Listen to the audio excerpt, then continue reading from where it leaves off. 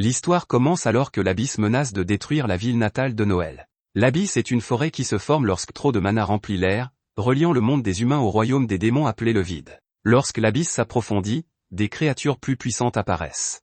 Ce soir, l'Abysse a atteint une profondeur de 12, suffisante pour invoquer une créature mortelle connue sous le nom de Seigneur. Brandon, le grand-père de Noël, autrefois le plus puissant des sourciers et connu sous le nom légendaire de Overdette, se prépare au combat. Alors que la menace se profile, il saisit son arme et marmonne en lui-même, réalisant qu'il n'a jamais pensé qu'il la manierait à nouveau. Brandon ordonne à Noël de rester dans l'abri, affirmant que les secours arriveront bientôt. Cependant, Noël connaît trop bien son grand-père, l'aide n'arrivera pas. Brandon se prépare à combattre le Seigneur seul, et Noël comprend que son grand-père a l'intention de le vaincre lui-même. Avec une confiance légendaire, Brandon rappelle à Noël de ne pas douter de lui demandant s'il n'a pas oublié qui il est, Overdette, un nom redouté de tous.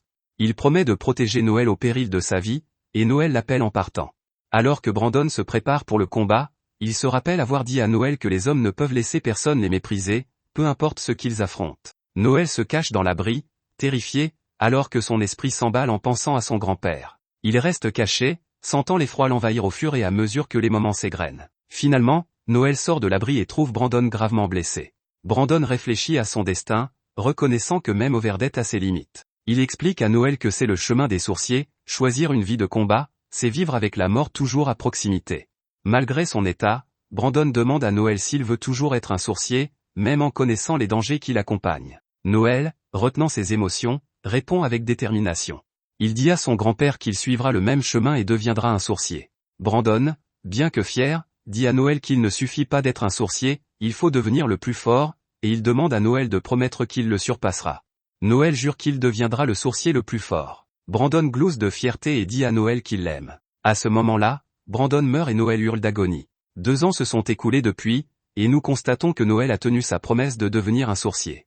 Son équipe est confrontée à des monstres, et Noël leur donne d'une main experte des ordres sur la meilleure façon de gagner le combat. Noël appartient à la classe de soutien la plus faible, celle des parleurs, mais il est fier de son travail. Après avoir vaincu les monstres, l'équipe de Noël commence à les découper.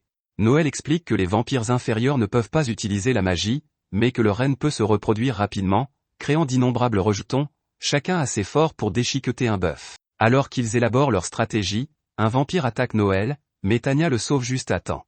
L'équipe envisage de s'attaquer directement à la reine pour stopper la reproduction, mais Noël le déconseille. Il explique que l'équipe de Rance devrait d'abord se concentrer sur la reproduction pour avoir plus de chances de réussir.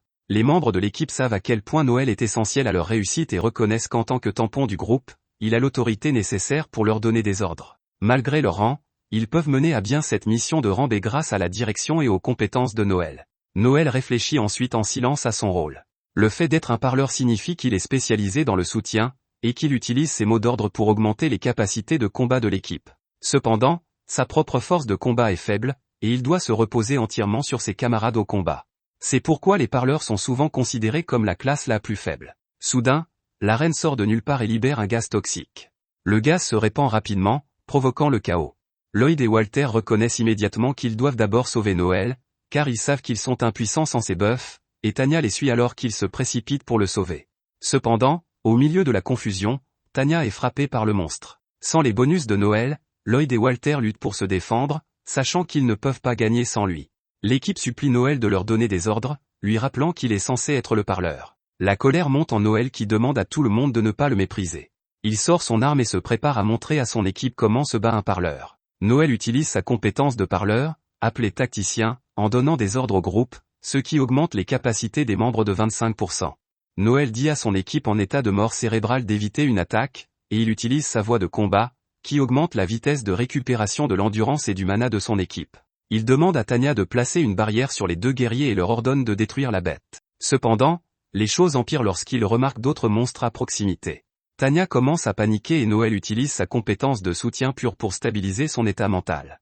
Noël règle un minuteur sur 74 secondes et déclare qu'il va s'occuper du menu fretin, afin que les autres puissent se concentrer sur le corps principal. Il continue à donner des instructions aux autres sur chacun de leurs mouvements et leur demande de préparer leur attaque la plus puissante. Noël assomme tout le menu fretin et prépare son pistolet magique, la seule arme anti-bête sur laquelle un parleur comme lui peut compter.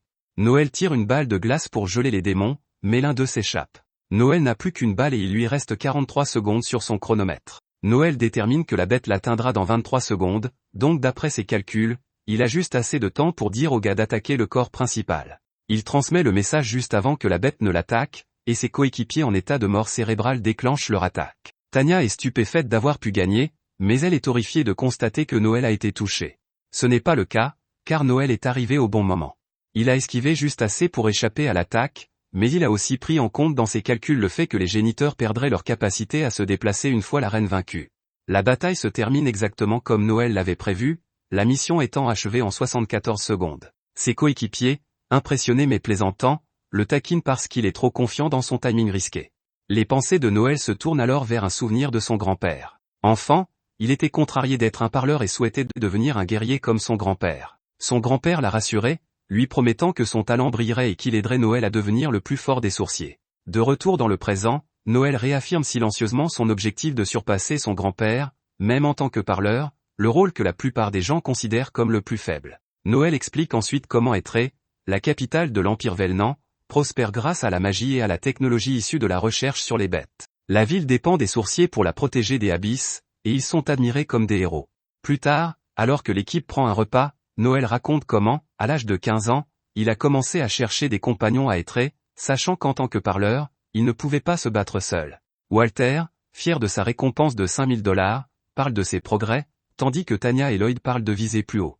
Noël, quant à lui, pense discrètement qu'un éclaireur pourrait leur être utile, mais pour l'instant, il se concentre sur l'acquisition d'expérience avec son équipe actuelle. La conversation change lorsque Walter demande à Noël s'il est contrarié par la récompense. Walter, ivre, se moque de Noël parce qu'il se soucie trop de l'argent, disant qu'un sorcier doit avoir un grand cœur. Les paroles de Walter sur l'argent rappellent à Noël ce que son grand-père lui a dit un jour. Son grand-père lui a expliqué que les sorciers doivent donner la priorité à l'argent pour acheter le meilleur équipement et les meilleures fournitures nécessaires à leur survie.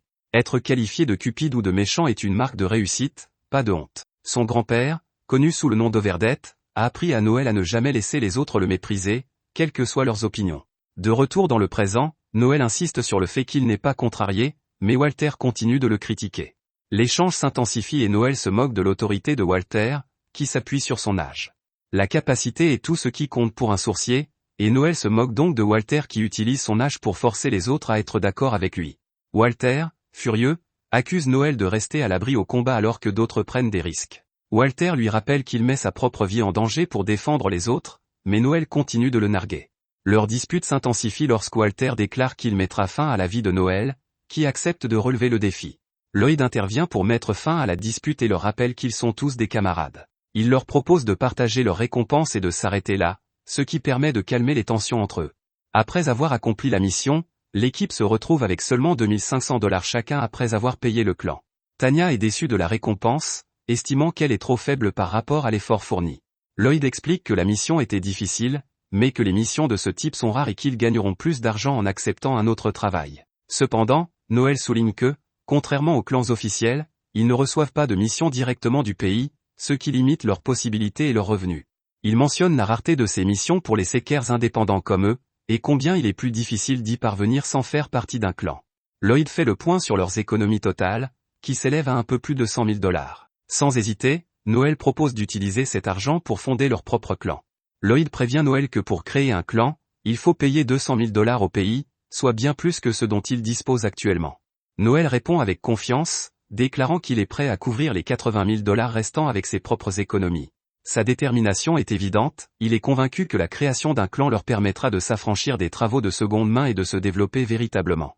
Malgré les mises en garde de Lloyd sur le coût élevé de la location d'une base d'opération dans la capitale, Noël ne se laisse pas décourager, expliquant qu'il a déjà une piste pour trouver un endroit bon marché. Lloyd exprime des doutes sur leur capacité à gérer un clan, soulignant qu'ils ne sont encore qu'une jeune équipe de rances et inexpérimentés. Il pense qu'ils ne sont pas prêts à assumer une telle responsabilité. Noël conteste cette idée et demande à Lloyd quand ils seront prêts. Il affirme que s'ils n'agissent pas maintenant, ils resteront à jamais des sorciers de rancés. Il insiste sur le fait que l'expérience viendra de la gestion d'un clan, pas de l'attente jusqu'à ce qu'ils se sentent prêts. Lloyd continue d'exprimer son inquiétude, déclarant que sans la confiance du pays, ils ne recevront pas les emplois bien rémunérés dont ils ont besoin pour réussir. Noël réplique en expliquant que leur jeunesse, leur attrait et leur force sont des atouts que le pays apprécie. Le gouvernement veut plus de sékers, et un séker qui réussit est souvent considéré comme une idole et un héros. Ils pensent que leur apparence et leurs compétences les aideront à réussir, et il évoque même le fait que la signature de contrats avec des entreprises pourrait leur apporter des parrainages et des revenus supplémentaires. Walter, encore choqué par la conversation, n'arrive pas à croire que le fait d'être beau puisse les aider à obtenir un meilleur traitement de la part du pays, mais Noël reste confiant. Il dit même à Walter que, malgré ses défauts, il a lui aussi le genre de physique qui pourrait servir l'image du clan. Walter, d'abord sceptique, finit par se laisser convaincre par les arguments de Noël. Fatigué de faire des travaux de seconde main, il est d'accord avec l'idée de former un clan, ajoutant que le statut, la célébrité et l'argent sont tous attrayants. Il fait même une blague grossière sur l'utilisation de son nouveau statut pour attirer les femmes, ce qui amène Tanya à le réprimander. Avec Walter à bord, Noël se tourne vers Lloyd, lui demandant son avis en tant que chef. La détermination de Noël choque tout le monde lorsqu'il révèle que s'il n'accepte pas de former un clan, il est prêt à quitter le groupe et à prendre sa part des économies. Il leur rappelle qu'il rêve de devenir le plus grand sourcier, surpassant même son grand-père, le légendaire Overdette. Lloyd est surpris par la conviction de Noël, mais il comprend que Noël n'est pas prêt à faire des compromis. Après avoir réfléchi, Lloyd accepte. Il explique qu'ils devront prendre cette décision tôt ou tard. Tanya, toujours incrédule, remet en question le choix de Lloyd, mais il la rassure en lui disant que cela a toujours été la voie vers laquelle il se dirigeait. Lloyd recommande de continuer à discuter des détails plus tard, après s'être reposé et avoir récupéré de la longue journée et de l'alcool. Le groupe accepte de se réunir à nouveau dans 2 jours pour finaliser leur plan. Alors que tout le monde part, Tanya arrête Noël, mais elle se contente de lui dire au revoir. Le lendemain, Walter annonce frénétiquement à Noël que Lloyd et Tanya les ont trahis, les laissant ébranlés et incertains quant à la suite des événements. D'après la note, Lloyd a dilapidé tout son argent dans des pièces de monnaie et s'est retrouvé très endetté. Pour rembourser, il a utilisé tout l'argent du groupe, et Tanya et lui sont partis avant que quiconque ne le découvre. Noël rit comme un fou et Walter lui rappelle qu'ils viennent d'être trahis. Noël s'en moque car il se réjouit de la chute du puissant Lloyd, il a l'air d'un imbécile, alors Noël dit à Walter de rire avec lui. Walter explique qu'il a eu la primeur d'un bon travail et qu'il voulait l'annoncer au groupe avant que quelqu'un ne les devance. Cependant, lorsqu'il est allé le dire à Lloyd, il a constaté que son appartement avait été vidé et il a trouvé la lettre. Le propriétaire lui dit alors que Lloyd est parti la veille, et Noël en conclut qu'ils ont dû réussir à quitter la ville avant que les portes ne soient fermées. Walter a trouvé la lettre plus tôt que Lloyd ne l'avait prévu, ce qui donne à Noël le temps de les retrouver. Il détermine que les traîtres sont probablement à pied, car la location d'un cheval laisserait une trace écrite, et il devrait donc pouvoir les rattraper. Walter est vraiment impatient de partir, alors il se précipite sur Noël. Il veut frapper Lloyd en plein dans son visage d'abruti, car c'est tout ce qui peut calmer sa colère. Noël se moque de lui parce qu'il pense que tout ira bien après l'avoir frappé, mais Noël explique qu'on ne revient pas de ce genre de trahison. Noël déclare qu'il ne s'agit pas de les attraper et d'en parler. Dans le pire des cas, Noël est prêt à les combattre jusqu'à la mort. Walter est choqué, mais Noël veut simplement s'assurer qu'il peut vaincre Lloyd dans un combat. Walter est sûr de pouvoir le faire, avec le soutien de Noël, mais il est surpris lorsqu'il réalise qu'il devra aussi se battre contre Tanya. Noël explique que Lloyd a dû se dire qu'il ne s'en prendrait pas à eux parce qu'il ne pourrait pas récupérer l'argent de toute façon. Walter se demande si cela signifie qu'ils vont devoir abandonner, mais Noël répond que c'est tout le contraire. Noël a une devise, celle de rendre 1000 fois l'appareil à ses amis comme à ses ennemis. Noël demande à Walter de s'équiper et ce dernier se demande pourquoi ils sont venus au club des orques. Noël ne répond pas et dit à Walter qu'il est un parfait idiot, mais qu'il est aussi un excellent guerrier.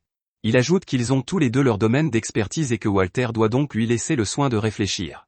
À l'intérieur, Walter est choqué lorsque Noël annonce à tout le monde que son groupe a été trahi. Il déclare qu'il veut que les traîtres soient trouvés et capturés, et il offre une récompense de 220 000 $. Walter se demande pourquoi Noël a dû le dire à tout le monde, et Noël lui explique que cela fait partie de son plan. Un groupe est prêt à accepter l'offre, et Noël leur assure qu'il paiera s'ils réussissent. Noël leur donne les détails, et la fourrure et son groupe partent à la recherche des traîtres. Le club se vide alors que tout le monde se précipite pour faire le travail, et Noël commence à se demander s'il ne s'est pas trompé sur quelque chose. C'est alors qu'un homme demande à parler à Noël, et ce dernier se rend compte que son plan a fonctionné. Il s'avère que ce type a vu Lloyd et Tanya alors qu'ils revenaient d'un travail. Walter exige de savoir où il se trouve, mais le clochard refuse de parler sans avoir d'abord de l'argent. Noël ne lui offre que la moitié de la récompense, car le type est manifestement incapable d'éliminer les traîtres par ses propres moyens. Il tente de négocier pour obtenir plus d'argent, mais Noël ne bouge pas d'un pouce et menace même de s'en aller. Noël a déjà analysé ce type, et il peut dire qu'il n'est pas en position de refuser de l'argent. Le type leur en dit plus sur l'endroit où les traîtres se dirigent, et Noël demande à Walter d'attendre à la porte avec le type et son groupe. Noël doit d'abord s'occuper d'une autre affaire, mais il ne dit pas à Walter de quoi il s'agit. Un peu plus tard, Noël est prêt à partir et Walter se demande si Noël peut vraiment vaincre Lloyd et Tanya. Sans hésiter, Noël répond qu'il le peut, et qu'il n'a pas l'intention de faire preuve de pitié non plus. Cela signifie même mettre fin à leur vie. Étonnamment, Noël explique qu'il pense à tout, et qu'il a même prévu un plan d'urgence au cas où il serait trahi par un allié. Walter est choqué de réaliser que cela signifie que Noël ne leur a jamais fait confiance, même s'ils étaient des amis proches.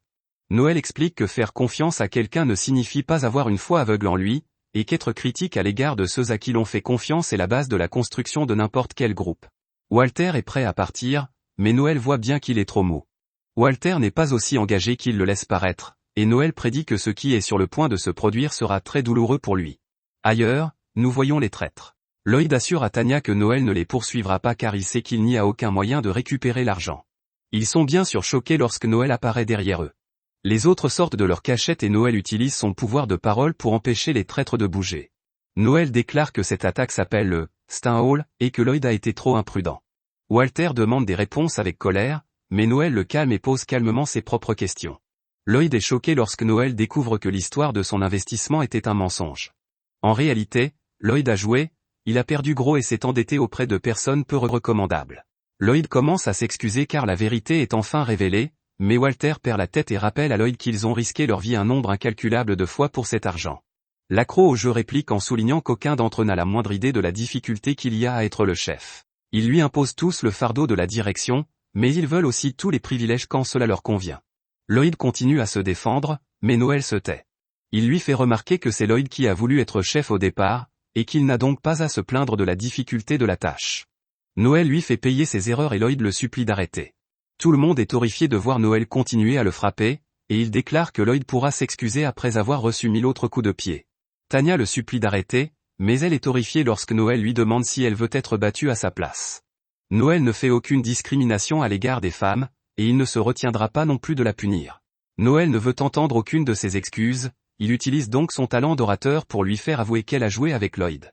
Elle admet avoir également puisé dans les fonds du groupe, mais elle rejette la faute sur Lloyd. C'est aussi une grande accro au jeu, et elle dit qu'ils auraient pu gagner gros si Lloyd l'avait laissé jouer davantage. La compétence de Noël, appelée conf, oblige une personne à dire la vérité, et Tanya est furieuse lorsqu'il libère son esprit.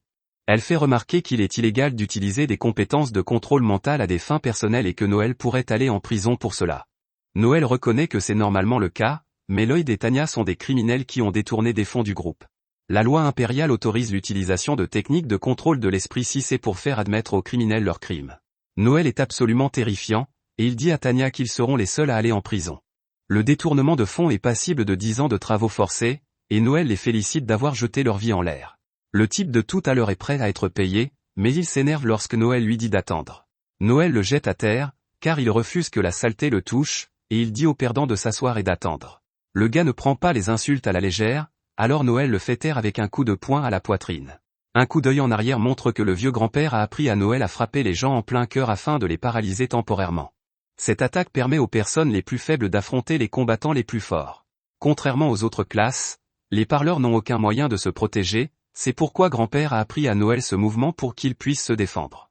À ce moment-là, la personne que Noël attendait arrive enfin, et tout le monde est choqué de voir qu'il s'agit du marchand d'esclaves Finocchio, le plus grand groupe mafieux de la capitale, la famille Luciano, et Finocchio est le chef de l'une de ses sous-familles. Ce type est joyeux, mais il peut aussi être horriblement cruel. Il est la définition même d'un double visage, et c'est pour cette raison que les gens l'appellent le clown fou. Walter se rend compte que cette réunion est l'affaire dont Noël s'occupait avant de partir. Noël savait que Tanya et Lloyd n'auraient plus un seul centime des fonds de leur groupe, il a donc passé un accord avec Finocchio pour récupérer l'argent perdu. C'est alors que Noël a décidé de vendre Lloyd et Tanya comme esclaves. Tanya refusant, Noël propose de les confier à la police militaire. Noël est vraiment méchant lorsqu'il donne des statistiques, le taux de survie des prisonniers envoyés travailler dans les mines pendant 10 ans n'est que de 2%. Noël leur propose d'accepter d'être esclaves, car au moins ils auront la chance d'avoir un bon maître. Finocchio fait son évaluation, mais il ne propose que 60 000 € pour le couple. Finocchio explique qu'il paie habituellement plus, mais qu'il se passe quelque chose à la capitale. Une certaine église est sur le point de promulguer une ordonnance qui obligera les riches à réduire leur luxe. Dépenser trop d'argent pour des esclaves attirerait l'attention de l'église, mais Noël est déçu de voir que même la mafia ne peut pas défier l'église. Finocchio est heureux que Noël accepte de vendre les traîtres, mais il est horrifié lorsque Noël dit qu'il ne les vendra que pour 110 000 $. Finocchio se plaint, et Noël augmente immédiatement le prix à 120 000 $. En se plaignant à nouveau, Noël augmente le prix à 150 000 $, et Fino commence à montrer son vrai visage. Sa voix devient plus grave et il menace d'éventrer Noël pour donner ses entrailles au cochon. Mais Noël est un génie et dit que si Finocchio paie 150 000 $, il dira à tout le monde que Finocchio les a en fait achetés 300 000 $. Ce mensonge sur le prix de vente augmentera leur valeur et Finocchio pourra les vendre avec un énorme bénéfice. Lloyd et Tanya sont jeunes et beaux, Noël est donc certain que les riches seront prêts à payer au moins 900 000 $ pour eux. Finocchio n'a qu'à payer 150 000 $ à Noël, et Finocchio pourra garder le reste. Finocchio prévient qu'ils seront tous deux en danger si ce petit stratagème est découvert, mais Noël fait remarquer que Finocchio gagne sa vie en s'occupant d'affaires risquées. Finocchio a toujours su que Noël était un homme intelligent, mais il n'imaginait pas qu'il était aussi fou. Il demande à Noël de rejoindre sa famille et lui propose même de lui confier un rôle de leader. Noël rejette l'offre, mais Finocchio accepte de lui verser 150 000 $ pour les traîtres. Finocchio ne veut pas que cela se sache et il menace le pauvre homme d'une manière terrifiante. Finocchio verse le paiement initial à Noël, mais Tanya le supplie d'avoir pitié. Elle rappelle à Noël qu'ils sont amis, mais il la traite de traître et lui dit au revoir. Tanya demande ensuite de l'aide à Walter et lui rappelle qu'il est censé être amoureux d'elle. Tanya perd la tête et insulte Walter pour sa lâcheté alors qu'elle est emmenée. Une fois l'affaire réglée, Noël paie ses 10 000 $ au pauvre homme. L'homme tente d'insulter Noël pour avoir été un tel abruti, mais Noël lui dit de mieux maîtriser ses émotions. Le type traite Noël de diable, mais cela ne dérange pas Noël. Au contraire, il prévoit d'utiliser cette notoriété pour devenir le plus fort du monde. Plus tard, Noël arrive à la porte pour dire au revoir à Walter. Ils ont discuté un peu plus tôt parce que Walter envisageait d'abandonner son rôle de sourcier. Noël a assuré à Walter que, bien qu'il soit la personne la plus stupide qu'il ait jamais rencontrée, c'est aussi un grand guerrier. Il est le meilleur qu'ils connaissent, et il veut donc que tous deux reconstruisent leur groupe à partir de zéro. Noël avait besoin de lui, mais Walter a finalement décidé d'arrêter complètement d'être un sourcier. Noël laisse à Walter un cadeau d'adieu, et Walter n'arrive pas à savoir si Noël a un cœur ou non. Il se demande si Noël savait qu'il était en fait celui que Tanya aimait, mais il sait que Noël n'est pas en quête d'amour. Noël ne s'intéresse qu'à la force et rien qu'à la force. Walter repense au bonheur de leur groupe et dit adieu de façon dramatique au meilleur membre du groupe qu'il ait jamais connu. Ensuite, Noël se dit qu'il doit repartir à zéro. Il aperçoit une peau de serpent à proximité et change à nouveau d'attitude.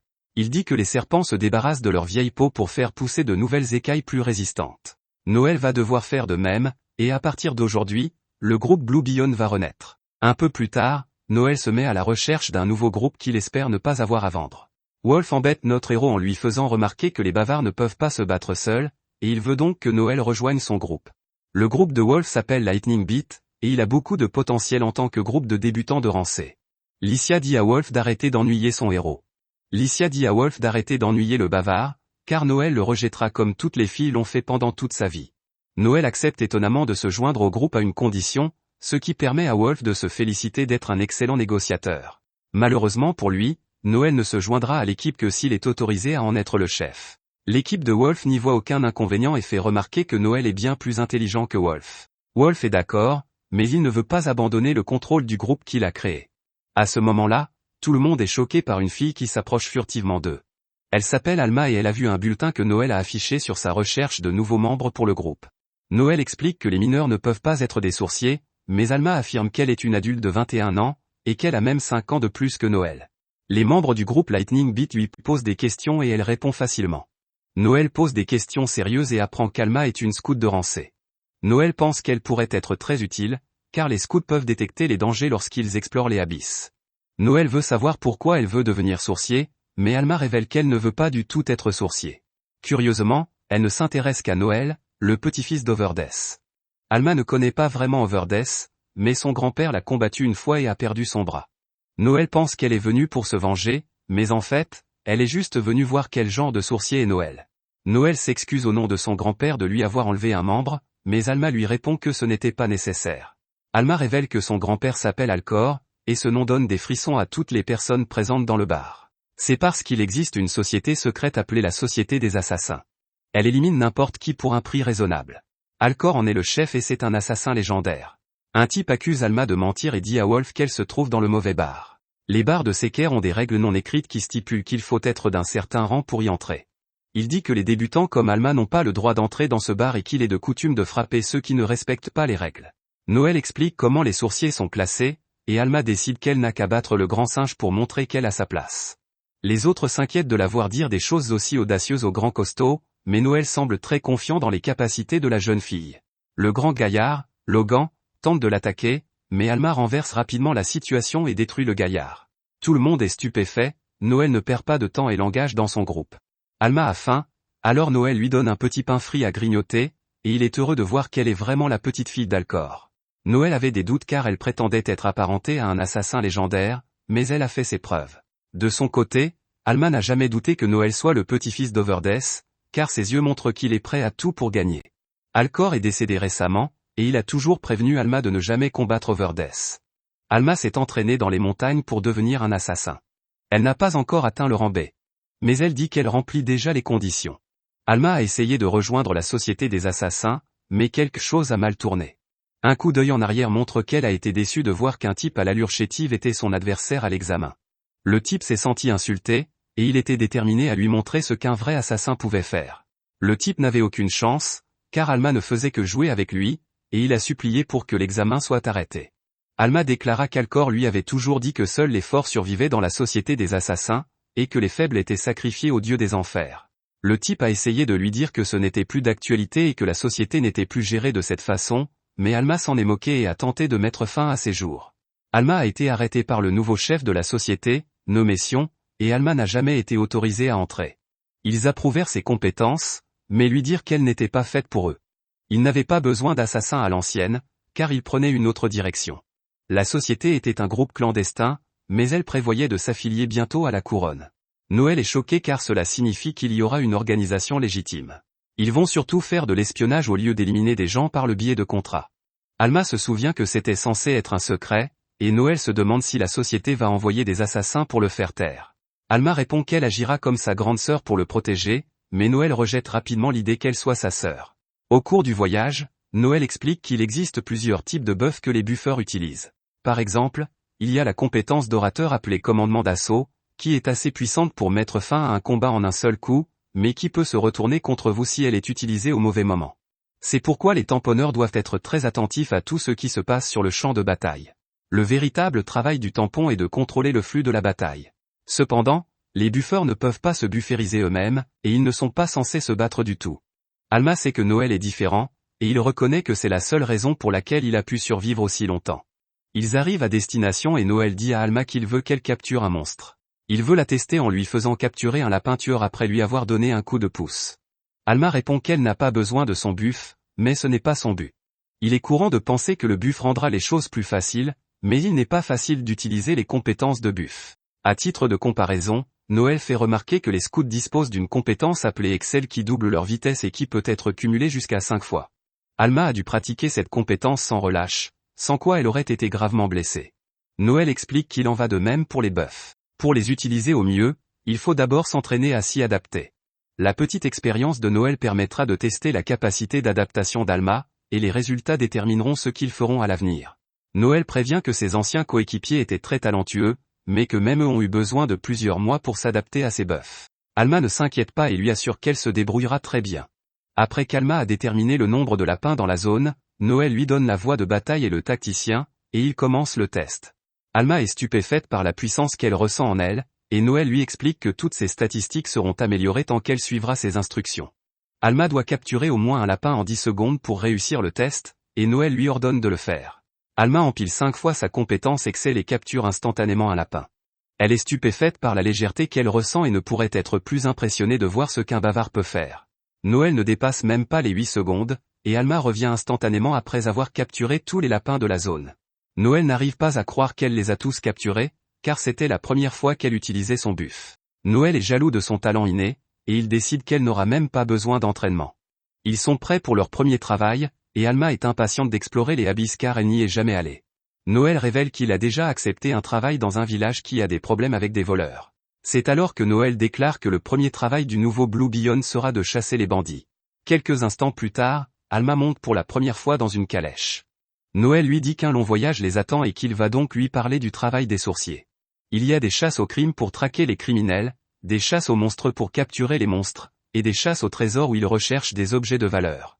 Il s'apprête à travailler pour des villageois pauvres. Noël ne s'attend donc pas à une grande récompense, mais c'est plutôt pour tester les capacités d'Alma. Alma est impatiente de faire ses preuves, et Noël se souvient du bon vieux temps. Lorsqu'ils arrivent à mi-chemin du village, Alma a des courbatures à force d'être restée assise trop longtemps, si bien qu'elle déteste désormais les carrosses. Malheureusement pour eux, la plupart des auberges sont pleines, et il leur faut du temps pour trouver un endroit où loger. Alma dit innocemment qu'ils peuvent partager un lit, mais Noël ne pense pas que ce soit une bonne idée. Après que Noël a terminé sa douche, Alma est stupéfaite de voir à quel point il est en forme. Elle le compare à une bête sauvage, mais elle trouve que c'est dommage, Noël aura beau s'entraîner, il ne pourra jamais rattraper son talent inné. Si Noël était un guerrier comme Overdeath, il aurait pu être le sourcier ultime. Noël lui demande de fermer les yeux et lui donne une claque sur la tête pour ses commentaires inutiles. Il l'envoie prendre un bain pendant qu'il s'endort, mais il n'arrête pas de penser à ce qu'elle a dit. Il sait mieux que quiconque qu'il ne pourra jamais rattraper un talent inné. Overdeath, en revanche, était persuadé que Noël avait un talent latent en lui, et il était déterminé à faire de Noël le plus grand sourcier. Noël garde ces mots au plus profond de son cœur, et il aimerait que son grand-père soit encore là. Merci d'avoir regardé mon récapitulatif. Abonnez-vous à la chaîne pour plus de vidéos.